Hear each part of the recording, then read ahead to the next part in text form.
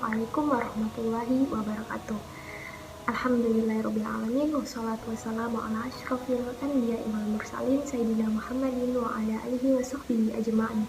Segala puji bagi Allah, Ia telah melimpahkan nikmat, terutama nikmat sehat, sehingga kita dapat bertemu kembali pada bulan suci Ramadan, yaitu tahun 1442 Hijriah.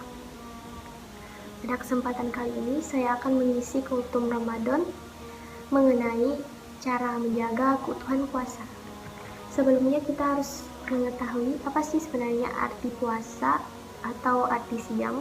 Jadi puasa adalah menahan diri dari hawa nafsu mulai dari terbitnya matahari sampai terbenamnya matahari. Puasa ini adalah ibadah khusus di mana Allah sendiri yang akan memberikan pahala kepada hambanya yang semata-mata mencari ridho karena Allah. Jadi Allah sendiri yang memberikan pahala untuk hambanya secara langsung.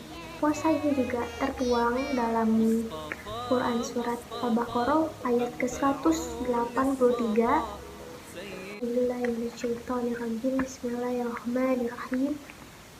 Ya ayyuhalladzina amanu kutiba alaikumusiyam, wahai orang-orang yang beriman, telah diwajibkan kepada kamu untuk berpuasa. Kama kutiba alal ladzina min qablikum la'allakum tattaqun. Sebagaimana diwajibkan kepada kaum terdahulu, supaya kamu menjadi orang yang bertakwa. Melalui ayat Al-Quran tersebut dapat kita ketahui bahwa tujuan kita berpuasa itu adalah agar kita menjadi hamba yang bertakwa. Bagaimana caranya puasa kita itu tetap utuh, tetap sempurna, agar kita tergolong menjadi orang-orang yang bertakwa. Kemudian Rasulullah SAW juga pernah bersabda, Rabbus sha'imin hazuhu min siyamihi ju'un wal atas. Betapa banyak orang yang berpuasa, namun dia tidak mendapatkan dari puasanya kecuali hanya rasa lapar dan dahaga. Tentunya kita tidak ingin menjadi orang yang seperti yang hadis Rasulullah sebutkan. Kita harus ikhtiar, kita harus usaha bagaimana caranya agar puasa kita menjadi utuh dan sempurna. Apa saja sih yang harus kita lakukan? Tentunya yang harus kita lakukan ini harus sesuai dengan sunnah Rasulullah SAW yang telah ajarkan kepada kita. Jadi yang pertama kita itu harus sholat tarawih. Sholat tarawih itu sangat dianjurkan oleh Rasulullah pada saat bulan Ramadan ini, karena sholat tarawih ini hanya berjalan selama 29 hari sampai 30 hari saja.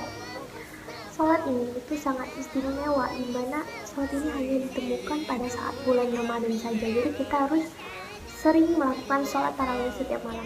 Kemudian hal yang bisa kita lakukan yang kedua adalah kita harus sering tilawah, sering berkomunikasi dengan Quran, sering membaca Al-Quran.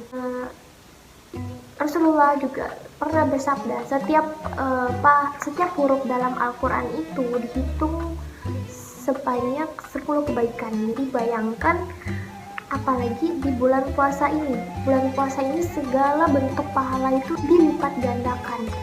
Maka kita harus sering-sering membaca Al-Quran, karena dalam satu huruf Al-Quran saja itu terdapat 10 kebaikan. Bagaimana pada saat bulan Ramadan?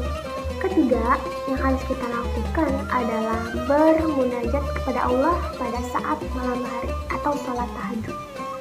Yang keempat, pada waktu sahur. Jadi kita itu harus sahur, karena di dalam sahur itu terdapat keberkahan di dalamnya. Dan itu juga dianjurkan untuk bersahur pada saat waktu akhir sahur. Kemudian yang selanjutnya yang kita lakukan adalah berbuka puasa. Jadi saat kita berbuka puasa, kita itu harus cepat-cepat berbuka puasa. Ketika mendengar suara azan, maka kita langsung untuk menyegerakan dalam berbuka puasa. berbeda dengan sahur tadi. Waktu sahur, di akhir sahur, waktu berbuka puasa, kita menyegerakan berbuka puasa. Kemudian yang keenam, kita harus bersedekah kepada orang yang berpuasa. Jadi pahala orang yang berpuasa itu yang kita kasih makan, yang kita sedekahkan tadi, kita juga insya Allah akan mendapatkan pahala yang sama tanpa mengurangi pahalanya sedikit pun. Jadi kita harus berlomba-lomba dalam kebaikan dalam puasa Ramadan. Kemudian yang ketujuh, apabila kita berpuasa mencari ridho karena Allah saja, maka Allah akan mengampuni dosa-dosa kita. Sebagaimana Rasulullah SAW bersabda, "Man shauma Ramadana imanan wa ihtisaban ghufira lahu ma taqaddamu min dzanbi." Artinya, barang siapa yang berpuasa pada bulan Ramadan hanya karena iman dan mengharapkan pahala, niscaya Allah akan mengampuni dosa-dosanya yang terdahulu. Maka dari itu kita harus memanfaatkan waktu Ramadan ini dengan sebaik-baik mungkin supaya kita tergolong menjadi hamba yang bertakwa. Demikian kultum Ramadan dari saya. Mohon maaf apabila ada kekurangan atau kesalahan dalam penyampaian. Semoga ini bermanfaat. Ambil yang baik dari saya, buang yang buruk dari saya. Assalamualaikum warahmatullahi wabarakatuh.